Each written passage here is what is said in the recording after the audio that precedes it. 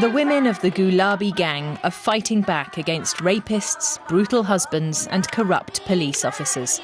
If necessary, using sticks. Founder Sampat Pal is training her troupe of Indian women. If someone hits you on the head, she says, hold the stick like this. If he attacks from the side, like this. Their sticks and their pink saris are the hallmarks of the gang from Bundelkhand in northern India. Are we not allowed to defend ourselves? Are we not allowed to protect ourselves? That's not violence, and this is not a weapon. It's only a stick. We're not criminals.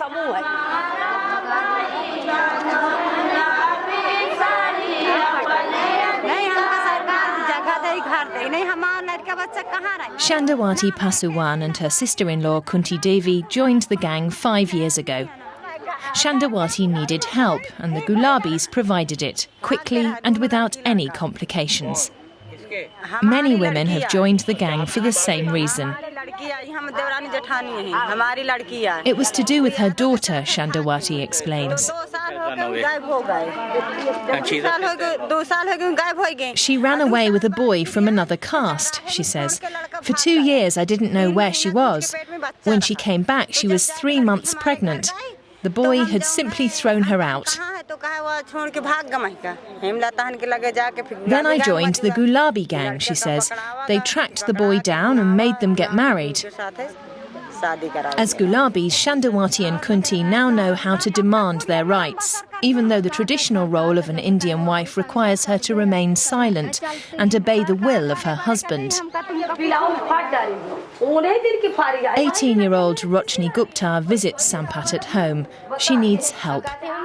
Her parents-in-law and husband are beating her. These are bruises from being hit with sticks, Sampat explains. Tell me everything right from the beginning. Rochni has been married for 2 years. The conflict with her parents-in-law is getting worse. Often little things make them angry. My mother-in-law pulled my hair. My father-in-law grabbed me and forced me to the ground. I started to cry, but he kept on hitting me. Almost every day, women come to Sampat with their concerns. Many are being beaten by their husbands or forced into arranged marriages by their own parents. Rochni's mother has known Sampat for a long time. She hopes the Gulabi gang will be able to talk sense into her daughter's parents-in-law. Like many young women in rural India, Rochni married when she was very young and soon had a child. Her parents chose her husband for her, as is the tradition in India. You go on, I'll be right behind you, Sampat says. When they marry, Indian women move into their parents-in-law's home. They all have to adapt to the change. It's wash day at Sampat's place. Everything here is Gulabi, which means pink. No matter where I go, I always wear a pink sari. I have a lot of pink saris. There are at least 50 in my wardrobe. Pink, pink, pink, pink bed, pink walls, pink skirts. 20 people live in Sampat's house. Grandchildren, children, husband, daughter-in-law. Did not belong to any The Gulabi boss has 5 children, 4 daughters and 1 son. She herself married when she was 12 and she had her first child at 15. I had no idea at the wedding what was going to happen, she says. I didn't know anything about my future, if I would be criticised or beaten. A lot of people beat their wives after the wedding. I only knew that I was getting married, but I was far too young to really understand it. At the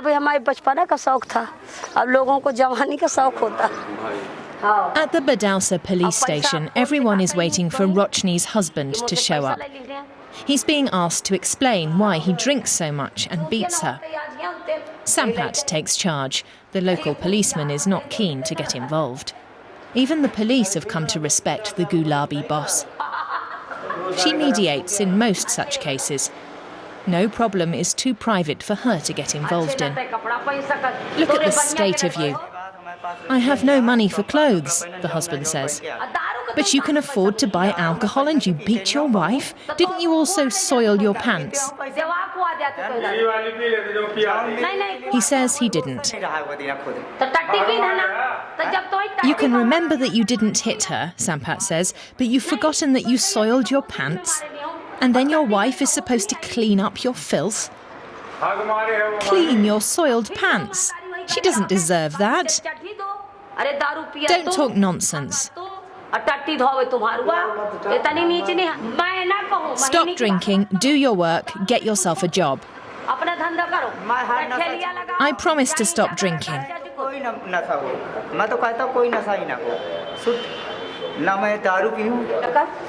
You can go now, and don't beat her anymore. Do you understand me? Say it out loud. I won't beat her anymore. No one seems to take the husband's pledge seriously, not even the husband himself. So Sampat asks the police to keep an eye on the man. If he misbehaves again, she warns him he'll get a visit from the whole Gulabi gang.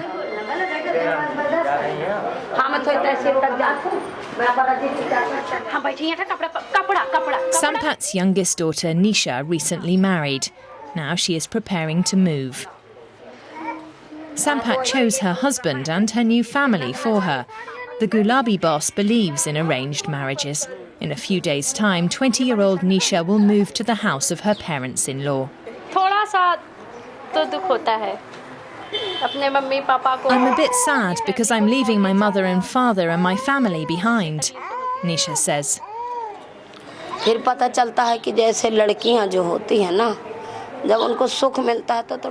If my daughter is happy in her new family, then everything is okay. But I just don't know beforehand how they will receive her, Sampat says.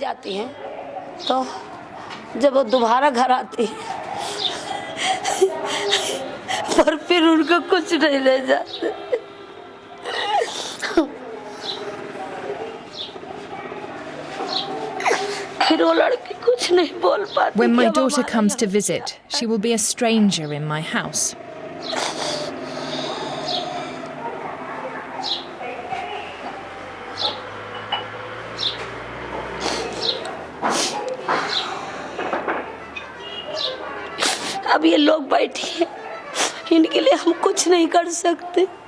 She won't be able to talk about any problems with her new family.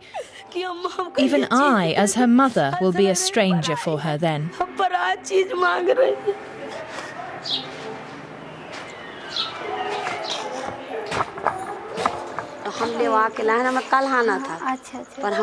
Sampat is making her rounds. This time it's a shocking and tragic case. Shortly before the mass rape in Delhi that made headlines around the world, a 7-year-old girl was raped and killed here in Bundelkhand. Sampat asks how the family are doing. Is the perpetrator still in jail? Yes, the mother says, but I think he's going to be released soon. No, he won't be, Sampat says. What a pretty girl.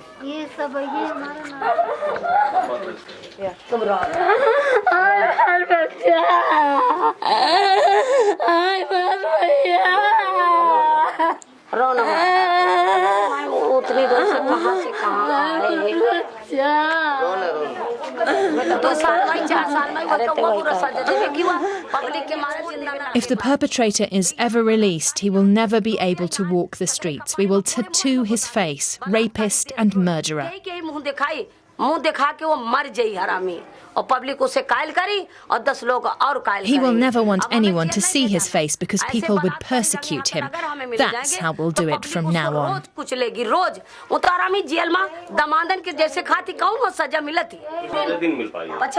So instead of the frequent calls for the death penalty for rapists, tattoos. So far, the Gulabi gang hasn't resorted to such methods, but Sampat plans to officially announce her new Vigilante punishment method to the media soon. The gang women are working on it. 2 straw figures will serve as rapists and fraudsters. Sampat is going to tattoo their foreheads, but symbolically using charcoal instead of real ink. We're going to announce it everywhere. If we get our hands on one of these rapists, we'll tattoo him immediately. I'm not afraid of the consequences.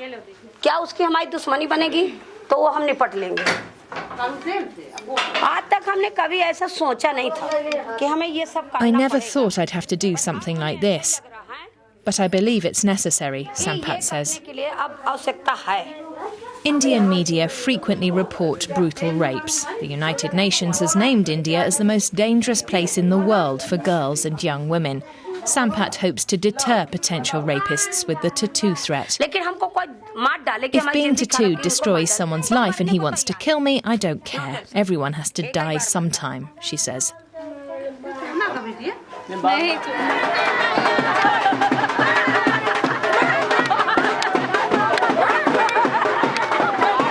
At the demonstration, the straw rapist takes a serious beating. The Gulabi gang want to show that women cannot be taken for granted. In Bundelkhand, at least, that message is getting through. Everyone here knows the women in pink. Suddenly, the protest parade stops. Someone has found a baby abandoned in a field. It's a girl, of course. Many Indian families consider girl babies a burden because they will have to provide a dowry for them one day when they marry. But this baby's in luck. The people who found her want to keep her. And the Gulabi gang will help with the adoption.